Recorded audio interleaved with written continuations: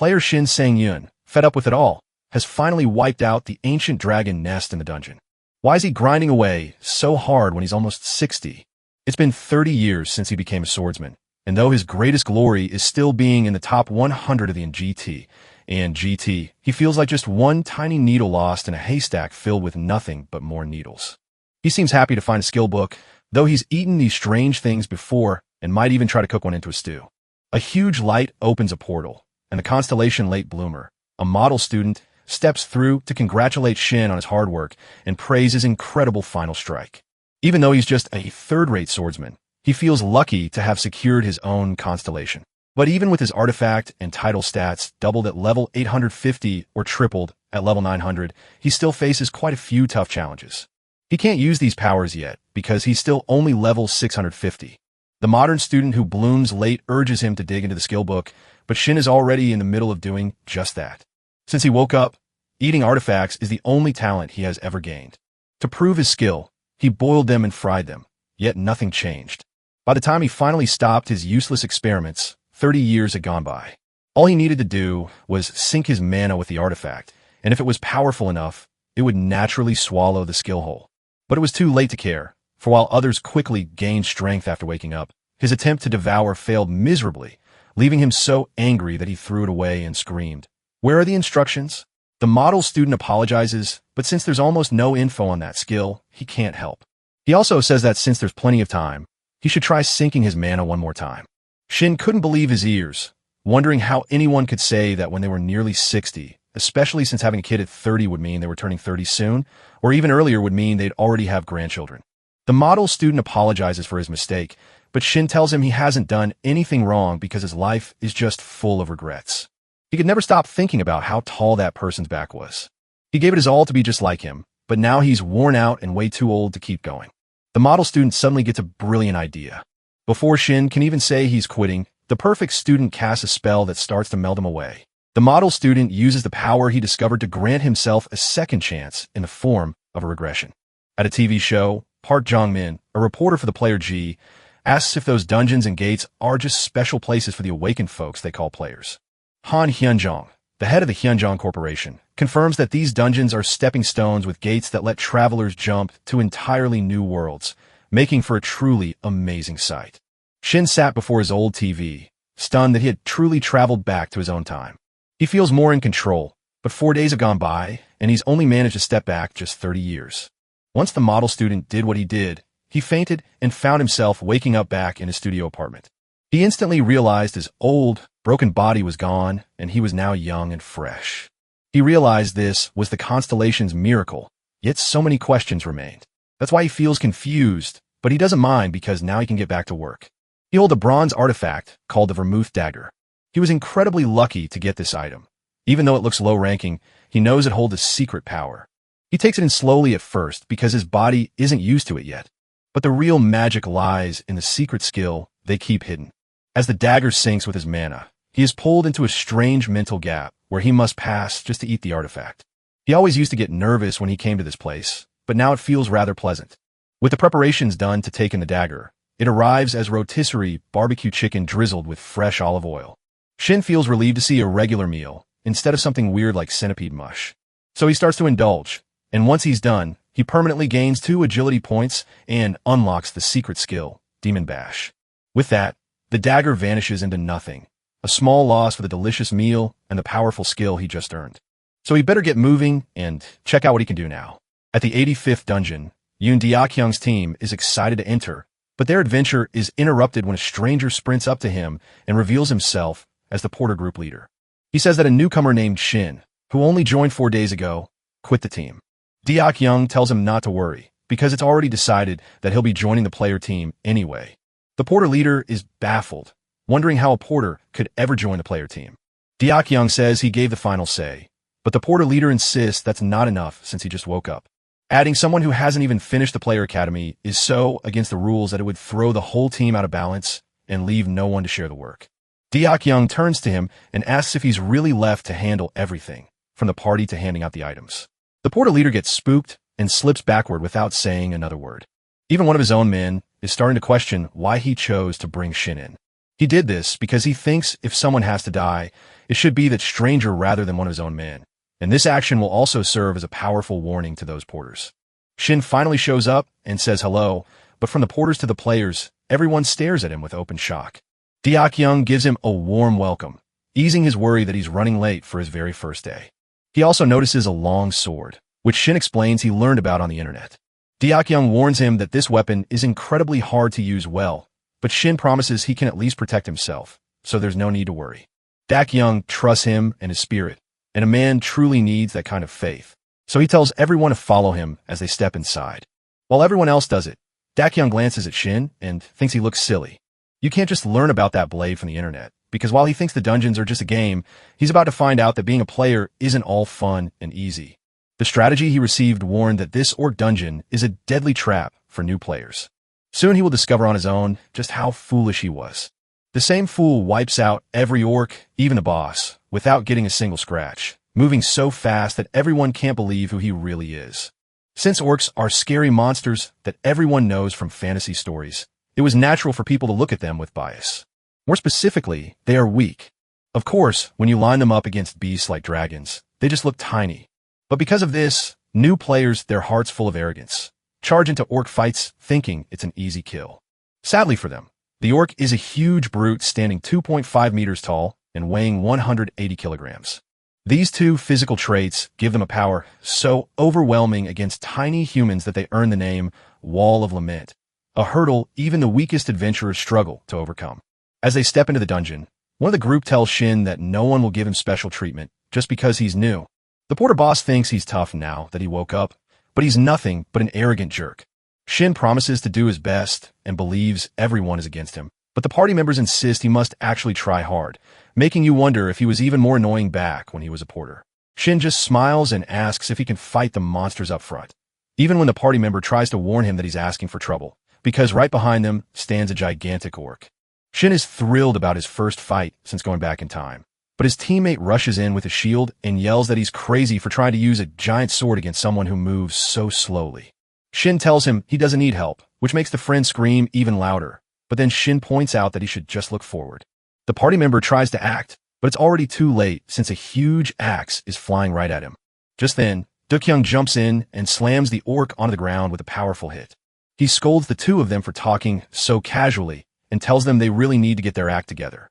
The party member apologizes. Deok-young promises to handle the orc, but as the other member charges in with pure rage, Deok-young easily blocks the blow and drives his blade deep into the orc's tough chest.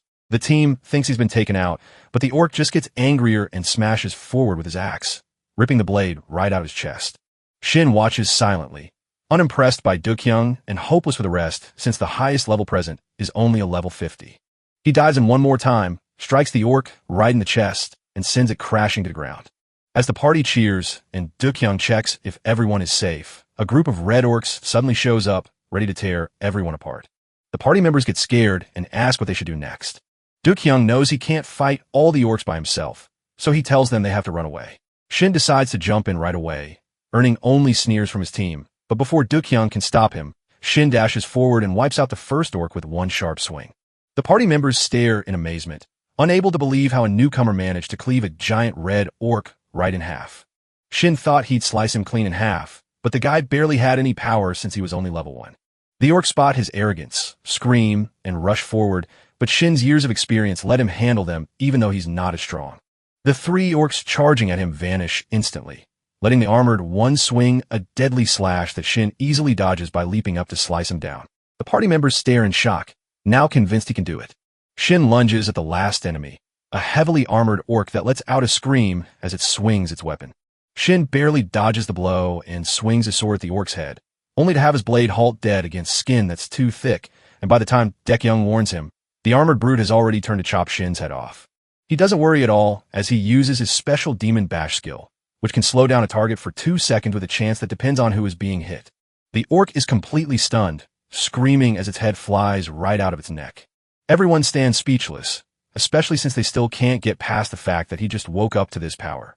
He also remembered that the best record for that hindrance skill was just 1.5 seconds. The party also chatted about his amazing skill with the greatsword, wondering what videos he must have watched to learn such a move. Deok-young is speechless, wondering how this guy even got a hindred skill. As Shin grows stronger and earns the F-rank title, Fearless Immature Puppy, gaining 5 points in evasion, he worries a bit more about his new nickname. With his last stat point, he chooses luck to boost his skill hit rate and the odds of finding artifacts. Dekyung wonders if the man standing before him is truly who he claims to be. He just tapped into a power that seemed impossible to find, leaving everyone wondering where he even got it. Shin couldn't tell him it was just a reset, so he lied and said he got it right when he woke up. Dekyung thinks he's dodging the question, but maybe he just got lucky and pulled a diamond rank artifact. He points to the sword, so Shin hands it over to discover it's just a normal greatsword, proving the skill he used was truly his own. Dekyung is fed up. He spent 2 years running dungeons on every side, yet even he can't match this incredible skill, even though he's already level 50. Before he could even think again, a scout shouted that the middle boss was coming up the path. Dekyung knows he can't let this dampen his, so he thanks Shin for handling the ads, but he must remember his place. That trick of his won't help him fight a demonic orc at all. Shin finally remembers exactly why he came back to this party. So he shouts out Dekyung, asking if he can claim the artifact that drops from the demonic orc if he kills it himself. The Crimson Stone is a rare treasure that only a demonic orc can drop, but even these fearsome creatures rarely let it fall. But Shin remembered a hard lesson from his past life. His team had failed to defeat the demon orc. They got to see the real Crimson Stone, just as another team snatched it away. The others marveled at how they got such a rare find and figured it would sell for a fortune because of its delay skill. Shin still held on to that skill because he desperately needed it. He knows the party gives out rewards based on who puts in the most effort, so if he takes on that monster all by himself, everything should work out fine, right? He needs to learn that delay trick for later, but most people will think he's being arrogant even though he's still a beginner. Sure enough, the party members jump on him, thinking he's tough now that he's only fought a few orcs. Dekyung nods with cold indifference, letting him do whatever he wants to, but only because they didn't manage to beat the boss. Only then will he be granted the chance to walk into the dungeon alone and slay the boss. But does he truly get it? Shin feels good about this result, but now he knows he has to leave the fight. Dekyung tells him to do whatever, and he's going to show that cocky bastard what's what.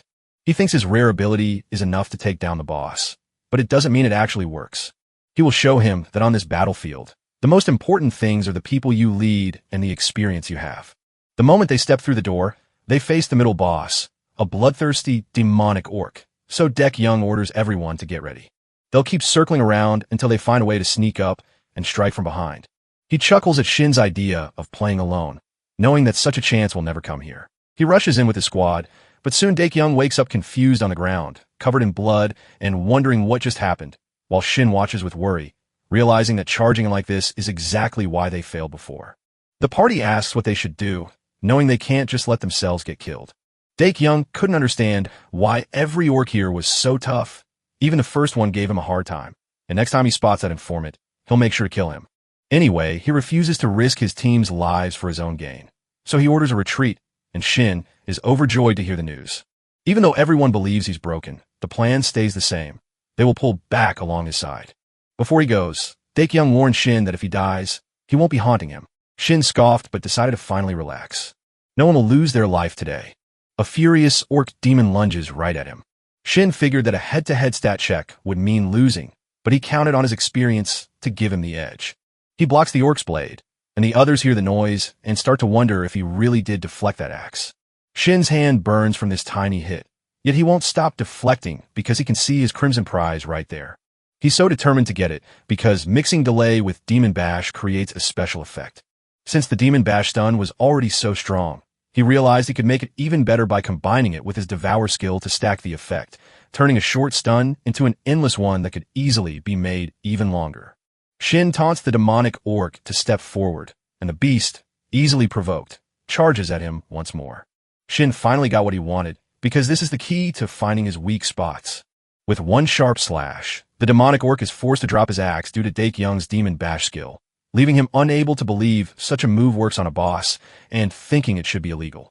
Shin is shocked that the supposedly hard-to-kill orc was so easy to take down, until the beast suddenly kicks him without warning, forcing him to rush in and block the blow. Shin forgot about the orc's ability to heal itself, which means the stun won't last as long as it should. To properly stun it, he needs a full 15 seconds, which is exactly why he created the delay in the first place. If he can't knock him out, he'll have to find another way to beat him. The orc strikes again, yet Shin brings his axe crashing down, sending them into a vicious fight while the others hold their breath. The party members urge Daikung to leave immediately before the guy dies, but he doesn't understand why. His stun failed, and the gap in their stats is so wide that he can do nothing. So, why is he making that face? And is he really just a beginner like he says? Shin has faced situations just like this before, more times than you can count. If he's too weak, he channels all his power into one point to turn the orc's own strength against him and strike straight through its heart, killing the beast instantly. He levels up twice and earns the Demon Hunter title, which lets him heal faster when battling tough middle bosses and stronger foes. Shin feels happy to already have 2 titles, which proves that going it alone has great rewards. He gets distracted by Daikung's approach before he can spend his points, and Daikung stares at Shin with pure awe. He knows letting this drag on will only make it a real annoyance. So he shouts that he nearly died, wondering what would have happened if his powerful leader hadn't dealt damage. The party members instantly trust him, but Daikung has no clue what he is saying. Shin just looks at him with a knowing smile, giving him a final shot to save the honor he loves so much. Daikung stares into the glowing orb and realizes he has been crushed. He tells the party that now that the middle boss is gone, they won't have to face the final one. The party chatters as they walk off, leaving Shin alone with the crimson orb he desperately wants to eat. He slips into a dreamlike state where the glowing crimson orb appears as a delicious bowl of bibimbap naengmyeon with meat jelly. As Shin takes his first bite of that tasty treat, the special effect kicks in, boosting his health and strength by 2 while the delay skill begins to activate. With this, he adds a delay effect to his skills and picks Demon Bash, letting him stack hits before the timer runs out. Even though those moves are risky and dangerous at first, they guarantee a 4-second freeze that lets him take down anything. Daikung steps up to ask if they can take a moment to talk. He wants to tell him that the boss room for the Orc Berserker is right next door, while Shin offers to stay back, but Daikung refuses because he knows it's foolish to ignore a teammate like him and wants to fight alongside him instead. Shin gives his okay, but reminds him the rules stay exactly the same, and Daikung doesn't mind at all. A party member walks up and says they're ready for the boss, so it's time to head in. Before he walks away, he casts a very serious look at Shin. He has no idea why he did that, but whatever. They finally face the final boss, the Orc Berserker, and Daikung takes a scared step forward, but Shin tells him to stay right by his side to fight together. Though an Orc Berserker might seem tougher than a demonic orc, he actually has weaker defenses against magic, making it far easier to stun him. As he charges the orc, he can't help but wonder if he has ever felt this confident before. Back when he was young, fear followed him everywhere. Then he grew old and found it hard to keep breathing because he was so weak. He promised himself he'd never live like that again, vowing to stop being weak and build a better future. He needs to prove he is a monster to everyone watching him right now. After slicing once, he yells for his friends to rush forward while he freezes for 4 seconds. They all move forward, knowing the orc can only see its own end getting closer. After several slashes, the boss falls and the dungeon is finally cleared. The party members were shocked how fast they finished the dungeon, because the stun made it feel like an easy walk in the park. The porters argue over who should become Shin's personal assistant, but Shin has no intention of doing any work for them. He climbs back up 2 levels and earns the Overflowing Power title, making all his special effects last 10% longer. This is completely new to him since he never earned titles in his past life. Yet he still can't measure up to the legendary Du Jiansu, the Ghost Blade, the title collector, the complete sword, and Korea's strongest swordsman, who reached level 500 just 2 years after players first appeared. Before he looked up to him, but now that he has regressed, he finally gets a chance to catch up. Daikung asks what he's doing with only admitting he's stretching, but he really wanted him to have the artifact ring. Shin asks what's wrong, but Daikung replies that he already carried them through everything, and even though this is only a bronze rank item, he hopes it will see them through. Daikung gives it to him because she knows they might never meet again, and though it hurts, he realizes he lives in a world far away from ordinary people. The same guy who stared him down just moments ago can't believe what's happening now. He's getting special treatment just because he showed off a few times, and it feels so unfair. He knows exactly what needs to be done, so he reaches out to one of his friends in the underworld. Back home, Shin gazed in awe at the double pay Daikung gave him and the bonus Berserker ring that made him stronger while also helping him stay light on his feet. Shin can't help but grin as the ring grants him a magical trick. It slowly drains just 1 mana point every second to make all his gear feel as light as a feather, weighing in at only 1 gram. Even though he understands why the choice is bronze, most players would run out of magic before doing anything, but he is not like most players. After 50 grueling years of hard study, he finally discovered his power, And the shocking truth was that in his past life, he had swallowed an artifact that needed mana to survive. Even though special artifacts that need mana still suffer a penalty, using them costs you no mana at all. He ignores the penalties because he's just too eager to learn new skills. That night, at the exclusive Gangnam Club, a loud partygoer bragged to a bunch of bad guys about Shin's crazy 4-second stun move. One of them scolds him for yelling, but so what? Is he actually looking for revenge? The member only wanted to brag that he was loaded, but they wouldn't even care. One girl tells the main criminal he looks too close to that loser, so he slices the guy's ear right off. Who does he think they are, his personal servants or something? He pours alcohol on the wound to make it sting, treating the pain like a trophy he won. He's only as good as his ears, so he'd better start talking and tell them where that bastard is hiding right now. The next day, Shin heads to the training grounds, but can't focus because the Berserker Ring just spit out a deadly Eastern cold cucumber soup that would kill anyone who tasted it. His stomach still growls from the chaos, but that's okay because a little something good is on the horizon. He tosses the heavy sword around like a tiny pocket knife and snatches it right back. He learned a light fighting trick from the ring that uses no magic points, but now you must pay 100 gold to get it.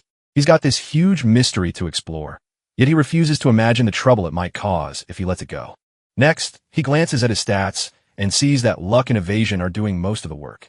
He needs to catch a constellation's attention soon, and since he can only keep one, he has to choose very carefully. He'd love to find a teammate who shines with luck, but right now, nobody even give him a second glance. So training is the one thing he can do right now. After a few days, he finally steps out of the training grounds, looking pretty worn out from the whole thing. He didn't just train hard or drive far, but he also mastered the rare skill of using both hands with any blade, making him deadly with whatever weapon he picked up. He has finally reached the 101 dungeon, a secret level meant only for those who brave the journey alone. Normally, you'd have to wait in line for months just to get in, but driving here makes it much faster. He glances over his shoulder, convinced someone is chasing him. He wasn't sure how they found him in the woods, but since they wanted something, he'd make them pay for it right in the dungeon. The criminal group finally steps inside after Shin, only to discover he has been waiting for them. This was meant to be a solo dungeon, so with them already inside, it's time for them to get lost. The group leader asks if he was hit on the head, giving Shin one last chance to swear he won't report them. He studied their party and saw that they lacked a healer or a mage, meaning they had no way to keep going during the dangerous dungeon ahead. They gathered into a pack built for one deadly purpose: hunting humans, just like hyenas. The burly man laughs right in the other's face, while the guy with shaggy hair warns him that he'll die right there and no one will ever find his body. Back in the day, players' constant watching made those parties disappear, but somehow these guys slipped right past their eyes. At parties like this, the archer is the toughest opponent to defeat. Shin explains that he waited so eagerly for them because, if he had to hide 4 bodies, a dungeon was the perfect spot. The big man gets angry, but the leader holds him back and insists they take the easy path. He pauses, but after Shin tells him to obey his master like a good boy, he leaps forward with his anger, making him blind. This place is a wild fight where only the strongest survive. Monsters are always hunting for players, and deep within the same dark halls lie valuable artifacts that people will kill to get. Everyone who steps into this world knows they are fighting for their life every second, because if you are weak, you die, and with no rules to follow, it is simply kill or be killed. He faced this same struggle again and again in his past, and it still holds true today. Because of this, whatever he does here, even if it looks cruel, is just him protecting himself. He waves them forward, but they dash past him while the leader orders the archer to watch their backs as they slip into place. He nods along, yet he's shaken to realize he actually killed the idiot Sang-ho, especially since he just awakened and somehow managed to reach level 100 despite being a top-tier unit. Shin twirls his blade and asks the way forward, but the archer doesn't hesitate and fires an arrow right at him. With one quick lunge, his arrows snap apart in front of him, and the sword ends his life. The leader is so embarrassed that he hurls a mighty sword at lightning speed, signaling that only one thing can have happened. He stands with nothing but his bare hands, no weapon in sight. Now is the perfect moment to strike. He yells for the last survivor to charge, and they all sprint toward the same spot. Shin grabs his sword just as both warriors strike at once. Their strikes crash into the ground, while Shin stays balanced on the sharp blade. The swordsman believed he was going mad, but his final thought was that he was about to die. As Shin yanks his sword free, the leader grabs him like a human shield to protect his own neck, not caring a single bit.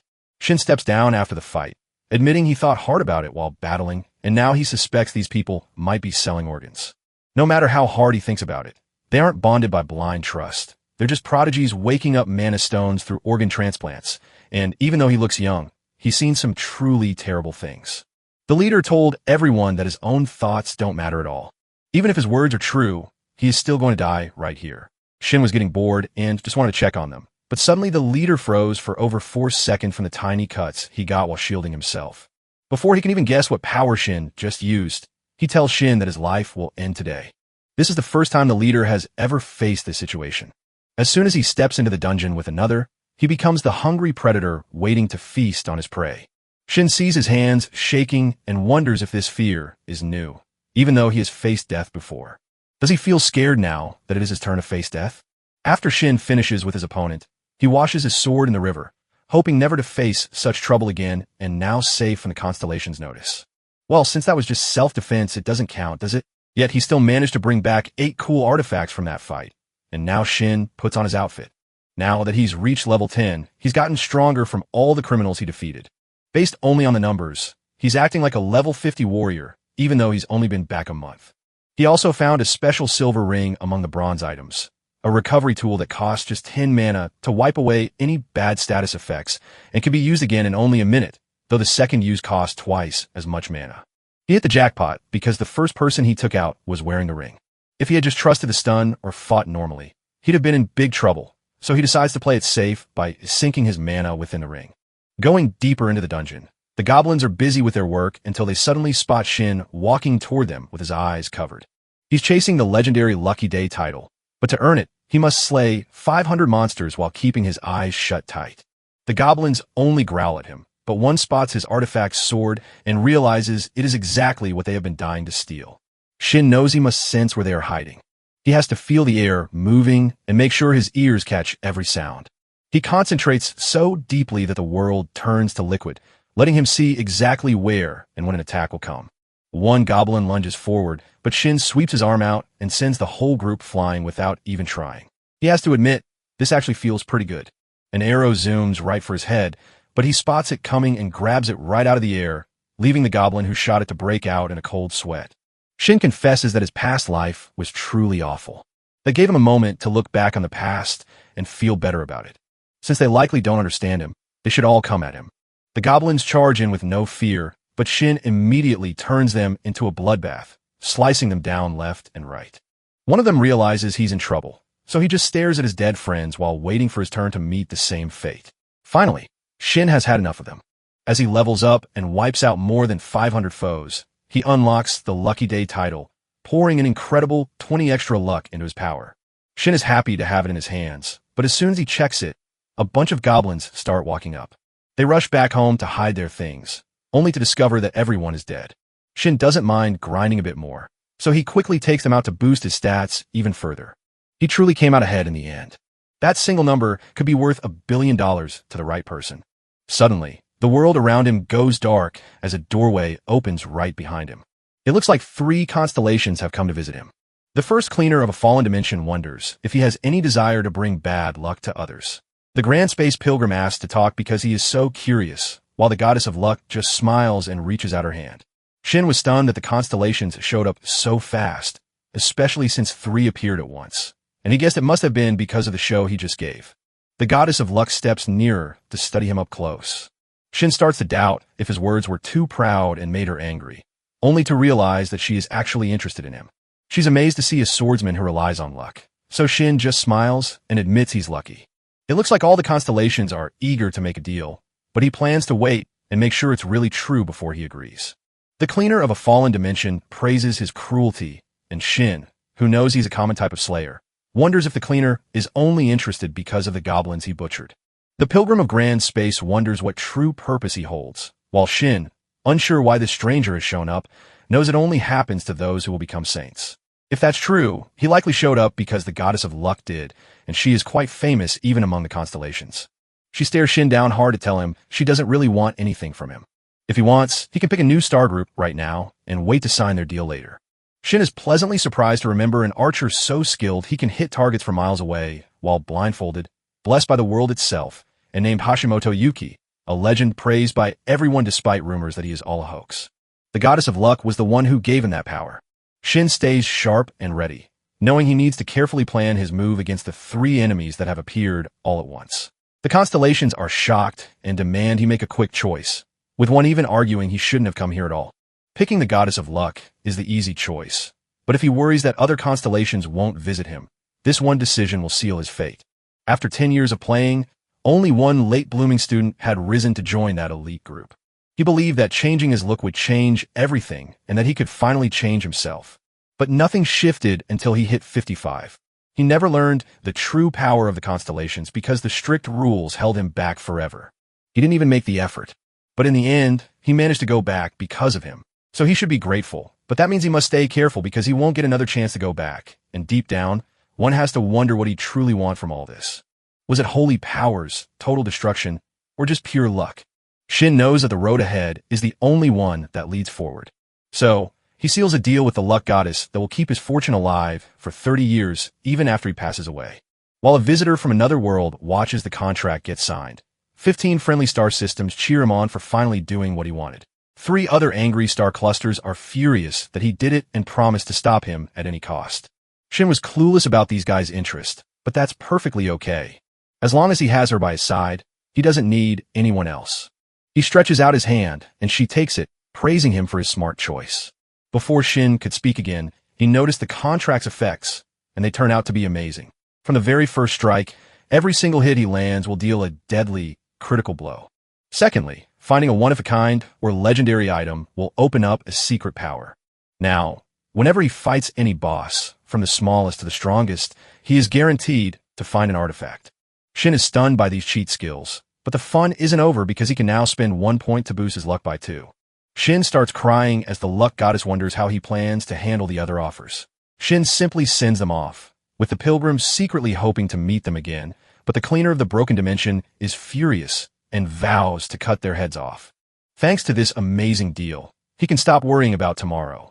He needs to take a breath and trust that better chances are just around the corner. Shin steps into the final boss room to fight right away, while the goddess of luck cheers him on all by herself. Shin, now feeling certain he can win, rushes at the Goblin Lord, but the monster slashes him with his axes, sending Shin flying backward. Feeling irritated by Shin, he uses his powerful curse to drag Shin's movements to a crawl. Even if it's not as deadly as a stun, it still makes people less willing to fight. Shin uses recovery right before the Goblin Lord can grab him, leaving the monster confused. And though the skill has limits, it's just the kind of lucky break he needs to test his new power. The Goblin Lord is completely helpless against his next strike, no matter how hard he tries to spam his Overwhelm move again. Shin unleashes his Demon Bash, dazing the Goblin Lord for 2 seconds, but not happy with that. He keeps slashing to trigger the stun twice more, buying himself 4 extra seconds of time. Now he is completely in Shin's hands and knows he has nothing to fear but Shin's anger. After Shin finishes off the Goblin Lord, he levels up and earns the Don't Touch Me title. But mostly, he feels a huge weight lift off his shoulders now that it's finally done. The title grants him 30 luck points, 10 evasion points, and the chance to boost one of his skills. He just can't seem to get a break. First those thugs chasing him, and now this stupid dungeon. So, is he really pushing his body too hard? The Goddess of Luck tells him he must have incredible luck to have pulled off everything today. But Shin points out that people usually think he's just skilled, so she explains that luck itself is a kind of talent and expresses her joy in supporting such a lucky player, even though she admits it's all thanks to her. Shin brushes her off and boosts his luck stat past 100, instantly making its powers 10% stronger. Just like his evasion stat helps him dodge attacks, his luck stat also boosts his chances of finding rare items. This time, he was given the Shield of Goodness, a special item that uses magic to turn any hurt he takes into healing power. That luck stat doesn't really matter anymore, since he already got a guaranteed drop from her. But if that's true, does boosting his luck also make the items he finds become more powerful? He starts sinking his shield's mana, worrying that the Goddess of Luck will be a real headache compared to the late-blooming student. Near Jamsil Station, Shin is quickly turned away by a worker who tells him to rethink his plans after showing him all the bodies she's seen today, but Shin refuses to listen and decides to push ahead with his own ideas anyway. Shin refuses to let his car break down on the Honam Expressway just as he was dreaming about his kimchi and rice from the shield, so he knows he'll need a new one soon. But he also had to leave soon because at this age, he was statistically likely to get caught up in crime. He can't live in constant fear, So he decides to move to a town with cameras that will make life easier. And since he needs many special items, he also thinks about buying used gear to make everything go more smoothly. He had no choice but to make a fortune. Right now, this is the only spot where he can find just enough. The system was born with the players, bringing quests and the player association to life. So with his own powers, he is sure to succeed. Now, since he hasn't made any progress, the employee tells him to go into a dungeon that matches his level, leaving him to wonder why he even tried to enter a level 100 dungeon. Shin promises he won't make any trouble and thinks that even as a level 17 hero, heading to a low-level dungeon would just be wasting time. She starts to sob because someone said the exact same thing, so he should just go down to the lower dungeon for her at least. Shin gets where she's coming from, knowing many have died by overestimating themselves, yet he must stay strong and prove he can do it. All of a sudden, another player catches them talking. That was Kim Miso, a level 100A+ player from the Eden Guild, speaking up. Shin sees her as the deadly marksman of devastation. She was the first one to hit level 100 and get the marksman title, but what really sets her apart is that she's the daughter of Kim Yun-shil, the head of Shin Sung Biotechnics.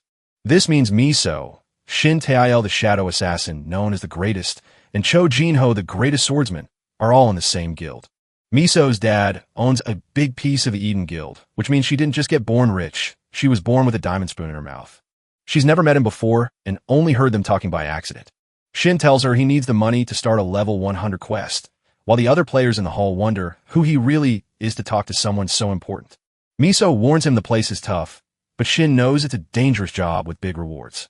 He's not acting this way out of anger over her rejecting him before he lost his power, because he really isn't the type to hold a grudge, right? Miso wonders if anyone knows that he can't start that quest alone, since solo players aren't allowed. Shin chuckles off the news that his solo quest ban won't be lifted for 4 years, then apologizes for the trouble he caused. Miso didn't tell him to go. Why not have her come along with him? The players nearby are jealous, but Shin guesses she has a secret plan and asks what she wants in return for her help. Miso wants to help a new person, but Shin struggles to trust anyone. Miso offers her help without asking for anything in return, except that he promises to pay her back if he ever lets her down. She will only apologize if he means it, a test Shin finds amusing because her fame turns her outfits into expensive trends and her words into news. Yet if a player walks in with real confidence, they will be sent home. Unfortunately, he isn't afraid, so why wait any longer instead of leaving right now? When Miso stepped inside the building with no other plans since her guild members were busy, she happened to hear Shin arguing with an employee and immediately grew interested in him because she was looking for a confident player. She asked the worker about the quest Shin was trying to tackle alone, and then she excitedly shows it to her friend. You get to defend a tower from wolf-like beasts for a reward of 500 million won. Miso is surprised that he picked this instead of a fetch or raid quest. Because of this rule, you must defeat every single monster to finish the quest. That's why a team with a ranged player is safer, but he still decided to go it alone. Shin asked if he was nervous because she had gone silent, which made him get a bit worried. If she feels the job is too heavy for her alone, she can pause and call for backup, perhaps even summon a tank. Miso instantly grabs his hand and accepts the quest without any trouble. With that, they vanish into the teleportation, leaving the staff to pray for Shin's safety while the players debate whether a level 17 newcomer could possibly survive, with most doubting it, but a few insisting that the youngest top-ranked player, Miso, surely had a plan. Have they heard about the fresh ranking system the player group built to finally measure real strength instead of just levels? Your rank depends on 2 things: how many dungeons you've cleared and how well you fight. Miso earned her top ranking simply because she could sense every move before it happened. While many understand the name, few realize that A+ simply means monsters far stronger than 2 Misos combined lurk above her. But luck played a bigger role since he happened to enter the dungeon with her. And now at the age of the Knight in Wolves quest, she steps up to answer for her words while hoping he sees this as a chance to learn his lesson. 30 minutes ago, he warned her to step back unless he clearly asked for help, promising her a 5% share if she just sticks to supporting him. Miso was shocked that her worries were real, while Shin knew that taking just 5% was already a deadly trap for support troops. Miso wasn't talking about the deal because facing 300 enemies below was a burden he couldn't handle. Even a powerful warrior like her found this dangerous quest hard to complete. Shin told her to wait and see, so she reluctantly agreed, knowing that for every monster he missed, she would gain an extra %. The wolves move towards Shin, and he apologizes to Miso, explaining that she won't get anything more than 5%. He's going to put down all those huge, clumsy dogs. He lunges at them and starts taking them down one by one, savoring the sounds they make as they fall. Miso is so surprised that he's not just a regular arrogant player. His punches hit perfectly every time, and his strong stance gives him an extra edge and reach. She learned from Jinho the perfect mix of attacking and defending. On top of all that, he stayed still to avoid wasted moves and landed several hits with just one swing. Unfortunately, he still needs to get better because there are way too many of them, and they are not monster the level 17 player can handle. But as she looks closer, she notices something she has been bothered by since the beginning. All the monsters stood frozen, which meant he had hit them with a stun. She leans over so far, she almost falls, yet no one can just use a stun. Even though he played it safe, that shockwave held strong for at least 4 seconds, giving him more than enough power to wipe out every single wolf. Who exactly is this strange fellow? As he fights on, wolf bodies fly toward him just as his main enemy, a black wolf screaming in rage, finally arrives. He has never fought this monster before. He can't help but wonder why looking at it suddenly brings back those old memories. Because of this, he is slowed down and stunned, passing the effect to Miso, but her artifact shields her from it. She had completely forgotten that the black wolf was capable of doing this. She quickly pulls back her bowstring, ready to shoot, knowing he can't shake off the stun fast enough to escape. Shin activates his recovery, rushing back into action and leaving Miso stunned by one surprise after another. Even the black wolf is stunned, for he never thought his prey would move again. The panic gives Shin just enough time to land a killing blow, even though he ended up getting dirty from it. Since he's already covered in mud, he should go out and have some fun. Miso is absolutely stunned and can't help but wonder who this mysterious stranger really is. With the defense quest finally done, Shin levels up and gets a no-fear trait that lets him ignore status effect from wolf monsters, except when facing a boss. He watches Miso, who once sneered at him while he cleared the stage, but now he thinks she might finally believe in his talent. With the show nearly done, he decides to jump straight into the finale and hopes she's ready to go. The full moon wolf lord, the final boss, lunges to strike, but Shin sidesteps the blow and recalls that the wolf's true specialty is throwing out wild, unpredictable attacks. After 30 years, everyone has studied every single way he attacks again and again. He feels bad, but he knows exactly what he will do next. Even though Shin hit him, the demon bash didn't trigger because of his resistance, just like Shin had guessed. Miso just can't believe it, because he's got a special skill and wields that sword as if it were made of feathers. The wolf lord lunges to bite, but Shin dodges, causing the beast to crash its fist into his own side. But Shin simply blocks the move, since he already knows exactly what's coming. The worst thing for Miso is that he keeps acting tough to prove his strength, which only makes her wonder even more about who he really is. The fight goes on much longer than Shin expected, and now he has no more cool tricks left to show Miso. Even though the boss should be exhausted by now, the place is still buzzing with energy. Right now, he's about to faint before him, and his health is almost gone. But suddenly, the boss spots a pattern he knows well. He's throwing a heavy hit just to trick you into blocking, setting him up to strike right through your guard. Many players have fallen to this deadly pattern, yet now, with him still holding it back, it is the perfect moment to finally try it out. He slices off the wolf lord's hand to free his other arm for a blow that wipes Shin out, leaving Miso on her knees looking utterly foolish. Even though Shin was incredibly strong, she relaxed her defenses and let this happen. She apologizes for him, but suddenly a bright green light washes over everything around them. When he took on the Shield of Goodness, he unlocked a special power that turned any damage dealt to a part of his body into healing health instead. He could pick any body part, but since the back is split into 4 sections, he realized it wasn't as safe as it seemed. Only his front can truly heal him. He knew that a tiny mistake would have killed him, yet by slicing the Wolf Lord's arm, he managed to slip right through it.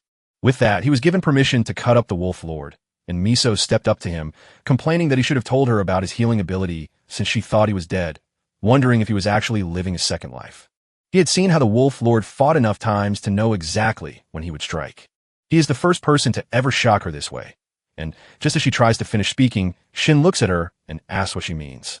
Miso felt the heavy pressure in the air and meant to say it felt like she was watching a rancor. Shin had started to think he had slipped back in time, but she knew she couldn't predict that far into the future. Miso urges him to finish off the Wolf Lord, but he has already forgotten to do so since he was about to die from the bleeding anyway. By earning the face-off title, he boosts his stats by 20% for any one-on-one battle. Miso notices her new title and asks if she has ever cleared this stage alone, to which she admits she only succeeded with the help of her artifact, though Shin insists that knowing which artifact to pick is its own special skill. She thanked him for his kind words, but didn't mention that her special treasure cost a staggering 200 billion won. It's not fair to compare her to him. She asks him to try out his new power by challenging her to a fight, but he refuses. She goes first to call her porters to help move all the loot, which he thanks her for. Shin realizes he made a good impression on her, and before he leaves, she hands him her 5% of the quest reward. Even if it feels unfair, she is certain they will work together again one day, so she sees this as an investment. Shin was happy to agree, ready to focus on what he came for, the Blue Moonstone Platinum artifact, which he finally received after waiting so many years. With this, he can finally get himself a place to call home in Seoul. The goddess of luck wonders if he now feels the thrill of winning, but Shin refuses to credit her, insisting his own life is to blame, right as a new star with ripped lips jumps in to challenge his luck. The player system tries to banish the goddess of luck, but she asks the constellations to vote, even proposing to exile a character with ripped lips, and soon enough, the votes pile up until he is gone forever. Shin didn't care about her fame, because he knew that grabbing this platinum artifact would let him steal 40% of its power and get its wild wolf gift, which heals him under the moonlight and freezes any wolf-like monsters just by being nearby. This means he will be unstoppable against them. Once he finished sinking, he stepped out of the quest zone to find a crowd of amazed people talking about how he cleared the dungeon alone, which Miso had warned them about, while the employee who turned him away worried until Miso reassured her that no sensible person would let a level 17 player enter a level 100 quest, proving she did the right thing, but hinting that they should take a closer look at Shin. Before he can speak, a flood of guild offers crashes down on him, but Miso steps in front to talk, and Shin agrees to leave the chaos just to get paid in the limo as they drive away. I'm so happy to see the rewards arriving fast. Miso says the porters made it happen, even though she did her part too. Shin says thank you for helping out, then orders her driver to flip the switch and seal every doorway with thick steel. Shin knew her kindness had secret reasons, yet meant no harm. She only wants to invite him to join the Eden Guild. Shin admits she's acting with more confidence than she feels, but she knows the name Eden carries a weight far beyond anything simple. He wouldn't say he wasn't expecting this, not for the world. Until he lost his powers, he was just a normal person who felt safe because he belonged to a small guild that helped outcasts with no other place to go. It felt safe until that incident changed everything, and since he is growing so fast, even their strong walls will eventually feel like cages. For now, he decides to go it alone and offers an apology. Miso knows he's starting a one-man guild, and Shin can't argue with that, but she was surprised she figured it out. She knows her father is a powerful corporate chairman, and given his impressive abilities, it's easy to see why. What matters is that she's the only one left who knows the truth. Shin is shocked that she's still playing her hand, trying to build a connection she can use to her advantage later. She knows exactly how to talk her way into the best deal. Deep in the player town near Jamsil Station, Shin is snapping up an apartment by putting down 100 million won and paying 5 million every month to keep the key. Shin smiles in surprise at the high price, but she thinks it's still a great deal. She lets him have his moment, and he quickly feels the lucky goddess has finally smiled on him. Although his time here was brief and filled with strange events, he suddenly felt a forgotten surge of youthful power coursing through his veins, forcing him to embrace a different life and refuse to be a coward ever again. Besides that, he also got a chance to grow as the player journal known as Park Youngman, which helped Shin get even more attention. Just as Shin turned to leave, Miso asked him to help check out a mysterious gate they were planning to tackle as a new team. Shin agreed right away, catching Miso off guard, though he had been waiting a long time to make this move. While the dungeon stays the same and follows a predictable routine, the gate is always changing because its entrances and even the monsters inside shift right before your eyes. It's definitely a riskier path, but the rewards are worth the gamble. And a clear bonus even guarantees you'll get a top-tier artifact, just like Miso's. Just before he left, she handed him her phone to save her number, but she forgot to unlock it, so he stared at her background, which showed 2 memorials. She apologized for her clumsy mistake, admitting that she's a klutz sometimes. Shin could have asked what the story was, but everyone has one, including him, a secret story he couldn't tell anyone. This makes him curious about the model student, and hope he will finally show his face. Inside the VIP room of the Eden Guild, a man tells Miso that he's been waiting to catch up with her over coffee, only to notice she's already glued to her messages. Miso tells us she's chatting with Shin as they get a new gate ready to open. The man realizes she likely fell for him, yet he wonders if he isn't the one who can hold his charm longer. Even after he turned down her offer to join the guild, and Miso warned him to start getting nervous, especially since his sword skills are top tier too. The man feels she's taking things a little too far. Looking at them now feels like a stretch, but this is Jo Jin-ho, a powerhouse S-rank player at level 700. The next day, Shin gets a call from Iso at the Jamsil training grounds about a mysterious new gate that appeared near Chinui Station, and she tells him they've already checked the middle area. Shin rushes to check and finds his second boss is a Cerberus, a lucky break since he's basically invincible against dogs. He thanks her for the warning, but she insists it's the right thing to do before hanging up, only for a stranger to appear and point out that he's talking on the phone when he should be calling him. Shin apologizes to the team leader, but Daekyung just laughs it off, teasing that since he's now a famous star, he should understand. Shin brushes off any fame claims, reminding himself he still has far to go, so Daekyung guesses he hasn't received that call yet. Shin is so confused that Daekyung hands him the player journal and points to the top story, which turns out to be all about him. Shin is shocked that they'd post about him without even saying hello first. With his phone ringing nonstop, Daekyung thinks Daekyung must be getting calls from his whole extended family, but Shin points out that right now, it's just his cousin-in-laws. Shin decides to pause and let it slide for now, figuring they must be discussing the really important stuff. Before that, though, Daekyung remembers wanting all of this, doesn't he? Shin is super grateful for the gift he just got, but Daekyung isn't giving it away for free. He stares at the bag of worn-out artifacts Shin used to fight with, wondering why he wouldn't just buy new ones instead, but Shin just made up a silly excuse about having strong resolve.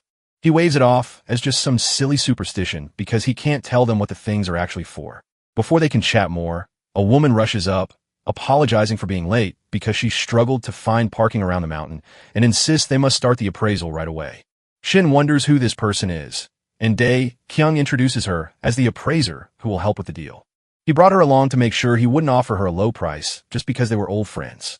The appraiser heads straight to work and finishes the job in just a few minutes.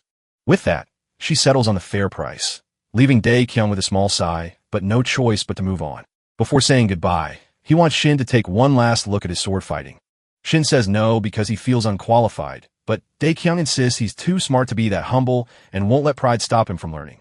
Shin just can't stand annoying things like this. He sees the real truth in Dae-kyung's heart, so he cannot walk away. He says to keep going and asks the appraiser to step back for a moment. With that, Dae-kyung starts swinging his blade around. Shin is impressed, seeing that he has grown since they last fought. He never stopped training, yet something is clearly wrong. Shin calls out to him and asks if something's wrong with his left arm because it's moving strangely. Dae-kyung wondered how he knew that, but Shin just watched closely and saw that when he swung with his right hand, his left shoulder opened up, showing he was totally aware of that side. Dae-kyung huffs in annoyance, but he's telling the truth because his past hurts make him fear that part of the routine. Most of the scrapes and bruises he's picked up during mock fights or dungeon runs happen on this side, and there's no fixing that. Shin refuses to hide his true self, believing that healing his body is easier than people think, and that he should wield his sword with boldness to reveal his real nature. For instance, he can simply grip and squeeze tighter, and even though it stings at first, he needs to just hold on. The appraiser pauses, watching the two figures and wondering just what they are up to. At this moment, what on earth is she staring at? It looks like the scene just sparked a fresh fire in her heart. It turns out that inspiration can pop out of the strangest spots imaginable. As Shin drives home, he sighs that while the price tag was a cool 400 million won, it was totally worth it because the rewards he'll get will make up for it. Although Dae-kyung thought the lesson was great, the appraisers started acting strangely by the end, but whatever. He rushes to eat the artifacts to grow stronger, trying to pass the time until the next gate opens. But just then, a stranger pops out in front of his car, making him slam on the brakes. After they finish, he asks if they're all right, but the chubby guy slaps his purse on the car roof, complains about waiting too long, and tells him to get out of the vehicle while he still has some patience left. Shin is confused, and the fatty's lackey remarks that it is always the dumb ones who fail to react. The fatty casts a spell and challenges him. Do you want to burn inside your own car, or will you get out? Shin finally snaps back to realize they are Choi Young-chil and Cho Sung-ho, members of the Utopia Guild. Young-chil only bullies those weaker than him, with his own lackey, Sung-ho, filming everything to prove it. Thanks to his extreme content, he had a few loyal followers who always clicked his videos, but one day he went too far and got a life sentence. In other words, they're the worst kind of scum the world has ever seen, pure grifters. He wanted to check his progress with the artifacts, but he wouldn't use someone like this to do it. Shin steps out of the car with his blade drawn and asks what they should do next, but Young-chil tells him to stay calm because he has something to explain. He is the town security force, and many people are already complaining about a scoundrel driving around in a terrible car. They're absolutely fed up with seeing his old granny car every single day. Shin is stunned by his own actions and can't even hear Young-chil talking. while the shocked crowd recognizes him as the famous player from the magazine who teamed up with Miso. Song-ho learns this as well, discovering that besides joining Miso on her mission, he has also secretly completed a level 100 quest by himself. Young Cheol shakes off the silly rumors, knowing Miso probably gave him the secret to that viral video title. Miso shows the new player a harsh truth. Since Cheol feels merciful now, they will fight him one-on-one, and if he wins, he gets kicked out of town, and everyone will ignore him forever, but only if he actually wins. Shin nods in agreement, yet he is still hungry for more. With $500 million and a shiny watch on his wrist, he's been told he can walk away before he gets angry if the deal isn't right. Young Cheol gets furious, but Sung-ho stops him, saying they have no choice because the chat has gone wild and everyone is pushing him forward. Shin wonders if he's brave enough or just too scared to try it. Young Cheol knows the video won't get paid for because of the violence, but he'll just watch it as a way to blow off steam if that's all it becomes. They head to Layer Town Plaza, where onlookers watch the two switch to training mode, and Young Cheol notes that just as promised, 50 million won and their wrists are on the line, so he has no reason to worry because he always keeps his word. He shouldn't beg for mercy if he loses, though, because that would be a shameful thing to do. Once Shin sets up the training mode and sighs with relief, Young Cheol starts talking to himself while Shin charges forward, promising never to forgive him even if he begs. As Miso flips on her TV, she watches this unfold right before her eyes. She wonders what's happening until she sees Young Cheol acting arrogant, knowing he thinks he can get away with it because his uncle runs the guild. Suddenly, a woman rushed in and asked what's wrong, her face twisted into such a deep frown that it looked like she'd seen something terrible. "I'm Shin Terry from the Eden Guild, a hero at level 700. Then she spots Shin on the TV screen. Miso nods that it's the guy she's trying to recruit, but she's confused about why he showed up on that terrible stream. Terry feels pretty awesome watching Young Cheol spin and dance around his sharp blade strikes. Fed up, he charges straight at Shin with a fierce attack, but Shin effortlessly blocks it with his sword and slashes it apart, causing a huge explosion that leaves Song-go and the crowd stunned, while making Shin thrilled that his body finally obeys his every move. 3 hours ago, he thanked the appraiser for finishing the deal so fast, and she just smiled and said it was no trouble because they had worked so hard together. Duck Young invited them to grab a drink, and of course, he insisted on treating since he finally had some money. Shin apologized and tried to leave, but Duck Young refused to let him go and guessed he had asked for too much, so he offered to give back some money if that was true. Shin said he had plans, so Duck Young invited the appraiser, but then she remembered she actually had a real appointment in just 30 minutes. After she vanished, Shin waited until he was alone to devour the bronze artifacts, which instantly boosted his absorption rate to a shocking 90% because handled items are far superior. A lucky break he attributes to the goddess of luck since he usually only gets a tenth of that power. He also wanted to ask the goddess something, who seems to be quite famous among the stars. Has she ever heard of Constellation named the late blooming honor student? She started scolding him for already looking at other stars even though she had taken such good care of him. Shin understood why the goddess of luck was angry, but he knew that special constellation meant everything to him, so she felt sorry for him and decided to look into it just to be kind. Now that the work was finished, he was ready to start the real feast. From all the choices, he picked out the 5 best foods for men. Shin was ready to eat some rough food since the artifacts looked worn, but the magic absorbed 90% of their power to make him stronger than ever once he finished. And now that he's done, he unlocks his true dual title for a huge boost in all his stats. Young Cheol panics and dives in with everything he has. Miso worries for him, but Terry tells her to chill because he's sure he'll dodge it. Shin worries he might have forgotten the promise they made. He'll take his arm for a cool 500 million. Song-ho grins with victory as he catches his foe, only for an icy trap to spring beneath Shin, leaving young Cheol smiling like a cat who has finally caught a mouse. With the force-freeze skill now active, Shin is completely encased in ice. Terry didn't think he knew any magic other than the fire kind, but finding out he did was a real bonus. Miso just laughs because she knows Shin has a special skill that can cancel out status effects, and now she's finally eager to see why she's been so desperate to find him. Unfortunately for her, that isn't true because Shin has already snapped his frozen bonds and vanished without a trace. Young Cheol is stunned to see the skill actually work. He is completely stuck unless he gets rid of the strange effect keeping him trapped. Shin flies down with all his power, furious to discover that the training mode just saved young Cheol from this supposed expert. Song-ho stares in shock as the comments go absolutely wild, but one of them has realized that Shin feels different now than before. Song-ho nods in agreement. His energy has completely changed, leaving us to wonder just what trick he pulled off. Terry thinks it must be a new awakening skill he just used, but Miso has no memory of it, and Terry adds that the black pupils make the move look either transcendent or psychedelic, probably the latter. She knows that using that skill makes you incredibly tired. So is he planning to take out those guys without landing a single hit? Miso doesn't buy it, since he's never shown that power before and it would cost a fortune anyway. So Tayari thinks there's only two reasons. He never needed it while they were together, or he never had it all. More specifically, he figured out a quick way to get it. It looks like the appraiser messed up on one of the items. It should have taken a hidden talent test, since there was only a tiny 0.02% chance that a psychedelic secret skill was sleeping inside it. It's probably just nothing, since the odds are incredibly slim. If he can beat odds like that, he must have the goddess of luck on his side. This power is like waking up fully, making everything he sees and feels super sharp, but it comes at the cost of getting totally drained.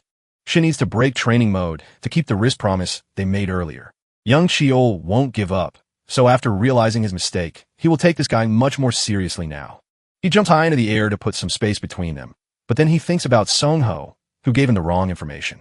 If he really understood how tough this guy was, he never would have started this fight. It looked like that other jerk was just spouting nonsense. Shin clutches his head in pain and decides he's done with all of this. Now is the moment for them to settle the score. He shouldn't fret, because staying still in training mode will keep him safe from fatal injuries. Young Sheol gives up and promises to move the 500 million right away, which makes Shin happy, but now it's time for personal revenge. He might not realize what kind of revenge he's talking about, but that's exactly why he started this whole mess in the first place. 3 days ago at the repair shop, the mechanic did everything he could, but warned that his car is too old and must be scrapped soon. Even though he loves it, he must let it go right now. That car has been his faithful friend for so long, and I bet it is happy to have kept him safe all this time.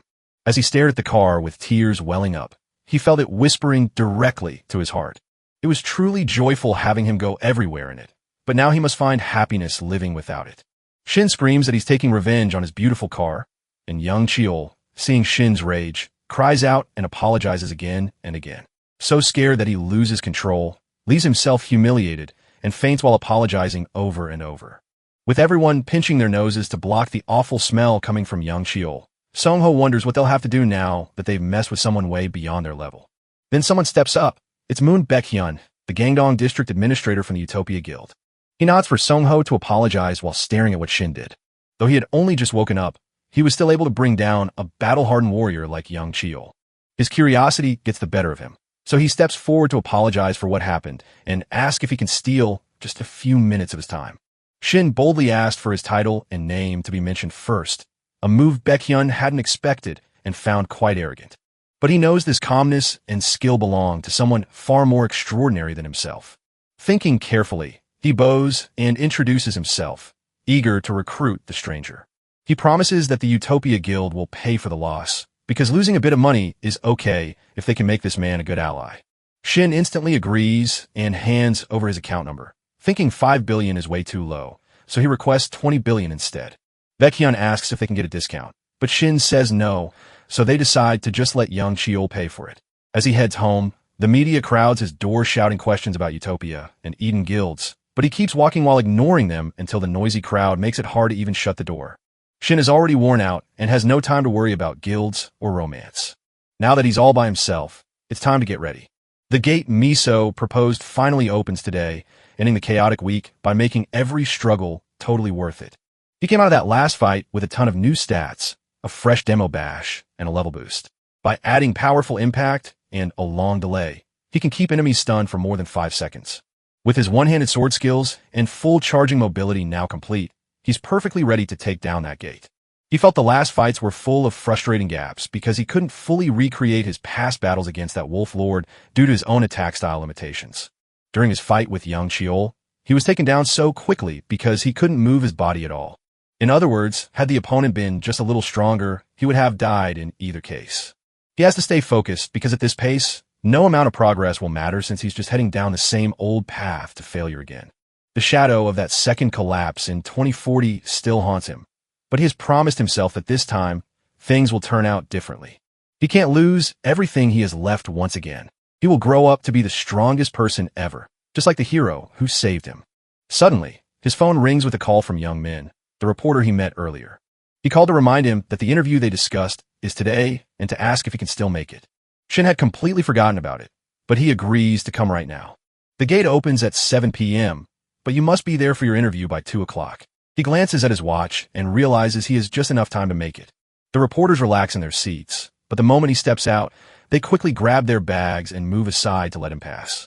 As Young Min hears a commotion after Shin walks in, he doesn't realize what Shin looks like until he gets closer. His face is so serious and scary that it looks like he just crawled out of a dark dungeon.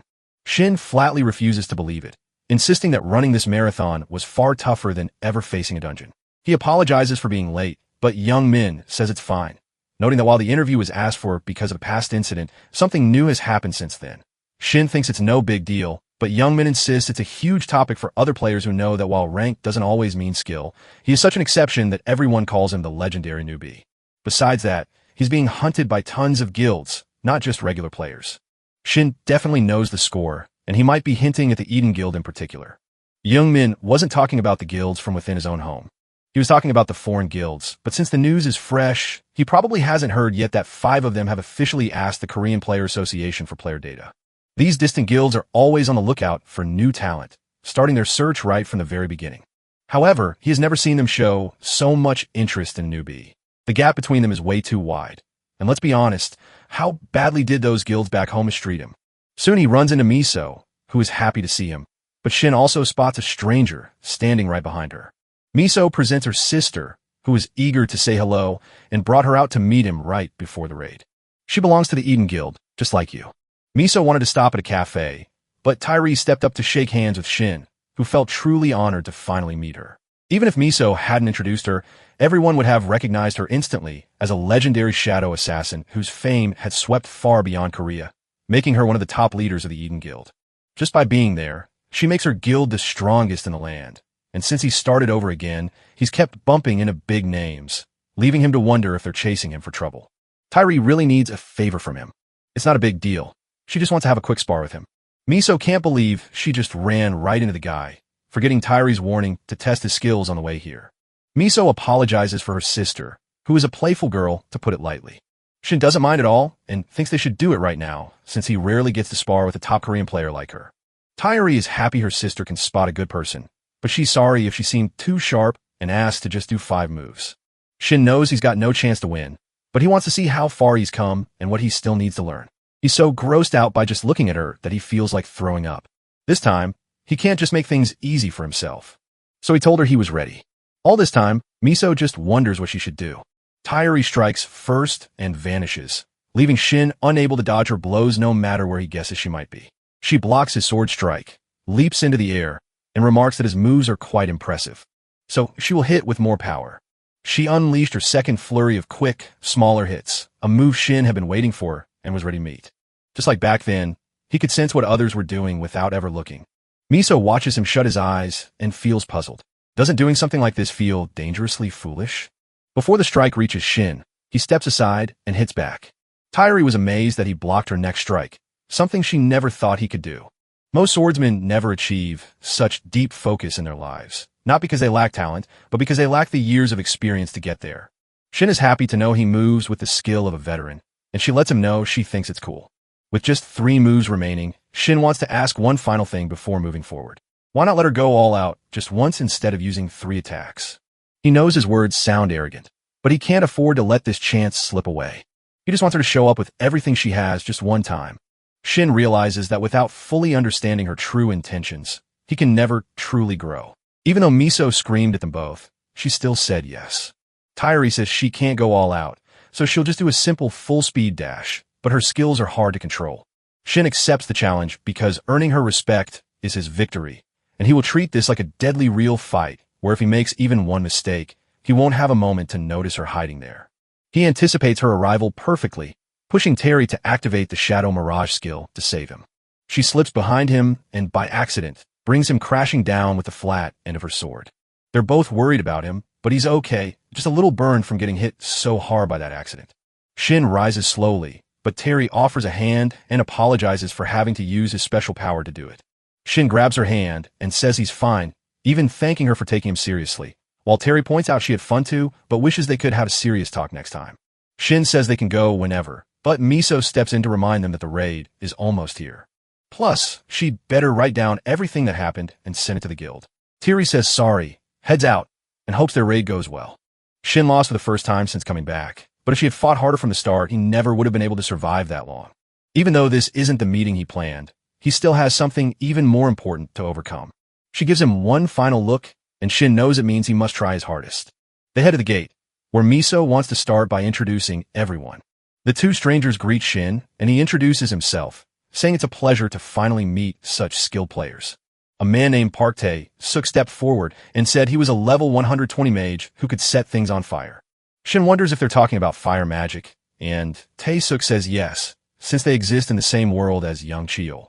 But he poured every last drop of his energy and time into perfecting his flame, which made him naturally stronger. Shin trusts that the rookie at the blue flame stage is dependable because he wisely chose to master just one move. Young Cheol got beaten easily because he spent all his energy on learning new skills without ever mastering just one. She, too, tells us who she is. Meet Kong Ju-hee, a level 110 mage who can link any place in the universe. Now that Tae-suk has shown off his powers, she's doing the same thing too, even though Miso already told her not to, and by now it's way too late to stop. Shin had no idea what was coming, but it was definitely not a gateway to another part of the country. She shuts the portal and bows to greet Shin, even though he just wants a simple hello. He knew Miso was the perfect teammate because she fit just right into the group. Tae-suk will make sure no enemy slips past his close-range blade, while Ju-hee is ready to lead them safely away whenever they need to run.